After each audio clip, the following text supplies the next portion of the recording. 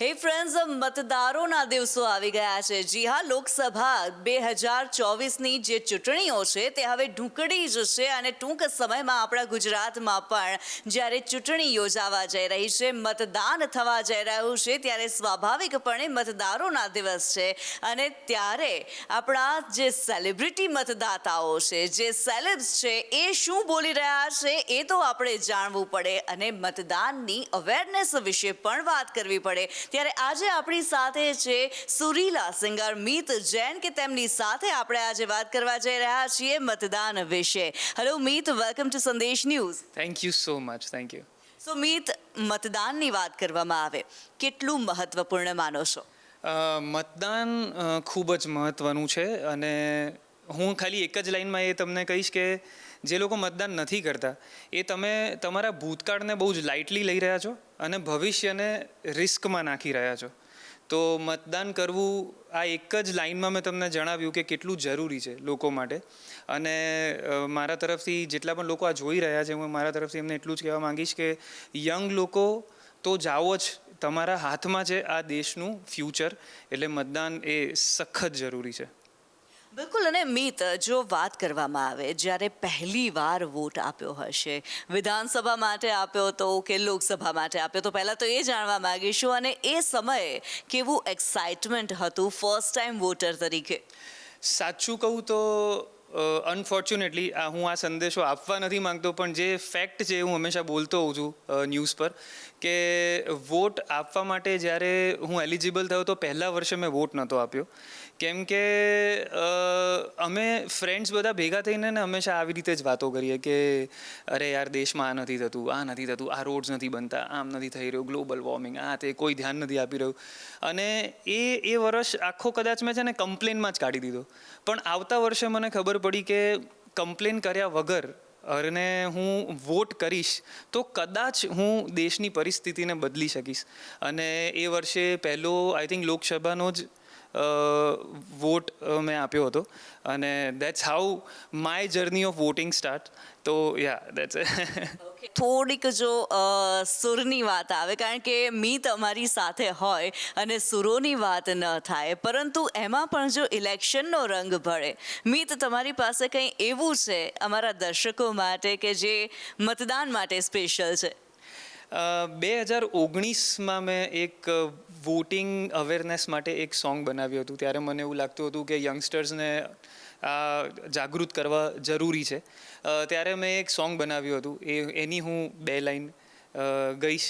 મૌકા આતા હૈ નહીં બાર બાર યે લौट કર, गर्व से तू उंगली पे डन वाला डॉट कर,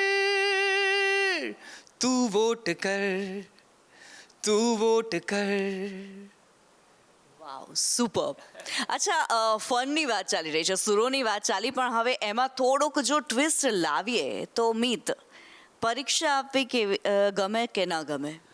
અરે યાર, પરીક્ષા તો લેખિત તો આપી દેતો હતો, પણ વાયવામાં બહુ બીક લાગતી હતી.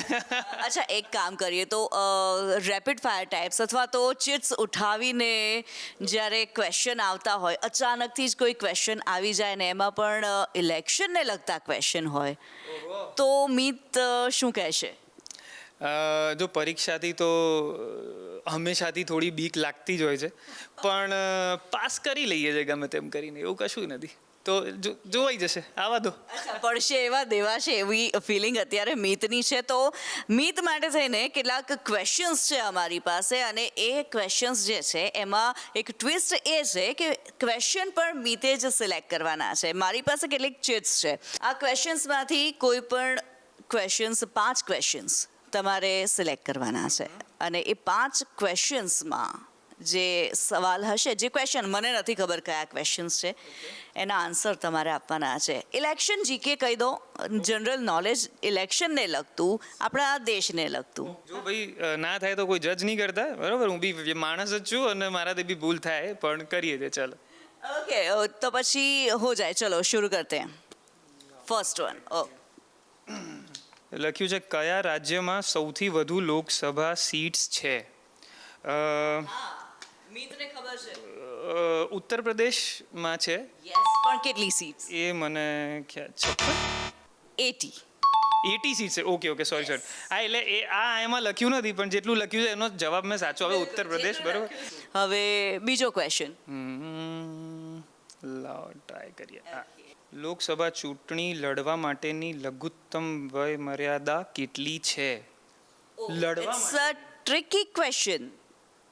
મતદાન કરવા માટે નહીં, લોકસભા ચૂંટણી લડવા માટેની, કોઈ પણ ચૂંટણી લડવા માટેની જે લઘુત્તમ વય મર્યાદા ઓછામાં ઓછી કેટલી એજ જોઈએ? As far as I know it's 25. ક્યા બાત હે. ક્યાં વાત હે ભાઈ. બે ક્વેશ્ચન આ ઇલેક્શન જીકે. મારા પપ્પાને બહુ પ્રાઉડ થશે મારા પર. બિલકુલ ડેફિનેટલી. અચ્છા ત્રીજો ક્વેશ્ચન. બ્લુ વાલા નિકલા હે ભાઈ. કલર. ગુજરાતમાં કેટલી લોકસભા સીટ્સ છે? ये तो आना चाहिए यार. ગુજરાતી તરીકે આટલો ખબર હોવી જોઈએ. તમે પ્રેશરમાં નાખી દીધો છે મને. ગુજરાતમાં કેટલી લોકસભા સીટ્સ છે? મેં હમણાં જ ન્યૂઝમાં જોયું હતું યાર. 26 કે 20? નજીક છું. નજીક, એકદમ નજીક. પરફેક્ટ બી બોલ્યો ઓલમોસ્ટ. બિલકુલ. અરે યાર જો આ તમે સિંગરને આવું બધું પૂછો ને તમે એકદમ આમ સુરોની સાથે થોડુંક જનરલ નોલેજ એ પણ ઇલેક્શનને લગતું હોવું જરૂરી છે યાર. કેટલી હોય છે તમે જ કહી દો આનો જવાબ. 26. Another one. ઓકે 3 થઈ ગયા છે.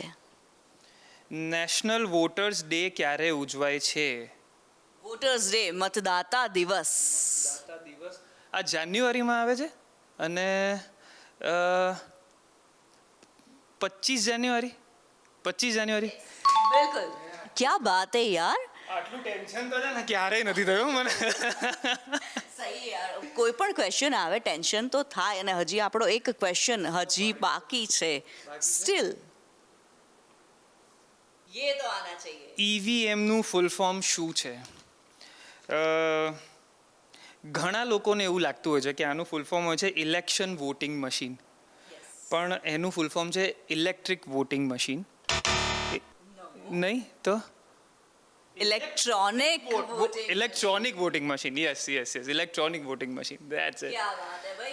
જોરદાર રીતે 5 ક્વેશ્ચન્સ આ ચિટ્સમાંથી કાઢ્યા છે મીતે અને 5માંથી ઓલમોસ્ટ બધા સાચા જ છે. નજીક થોડું ઘણું આડું તેડું થતાં સાચા ક્વેશ્ચનના આન્સર પર પહોંચી ગયા છે મીત.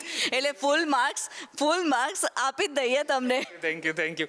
ના મને તો આમ ગ્રેસિંગ માર્ક્સ સાથે પાસ થવાની આદત છે એટલે મને બિલકુલ ખોટું નહીં લાગે. અચ્છા મીત, ઓન અ સિરિયસ નોટ, જ્યારે મતદાનની વાત કરી રહ્યા હોય ત્યારે લોકોને શું કહેશો? યસ ઘણા બધા લોકો મને સિંગિંગ અને ફિટનેસ માટે તો ફોલો કરતા જ હોય છે. તો જે લોકો મને ફોલો કરે છે એ લોકોને હું જણાવું છું કે હું વોટ પણ અચૂક આપું છું. તો જો મને જોઈને તમે આટલું પણ ઇન્સ્પાયર થતા હો તો તમે પણ થોડો સમય કાઢીને શું તમને રજા આપવામાં આવે છે દિવસે, તો સમય છે તમારી પાસે. સરસ નહીં ધોઈને ભગવાનની પૂજા કરીને વોટ આપવા જાઓ અને દેશ માટે તમારી જે પણ ફરજ, આ બેઝિક ફરજ બને છે એને પૂરી કરો. ક્યાં વાત હે. Thank you so much Meet અમારી સાથે વાત કરવા માટે. થેન્ક યુ સો મચ કેનરી. Thank you.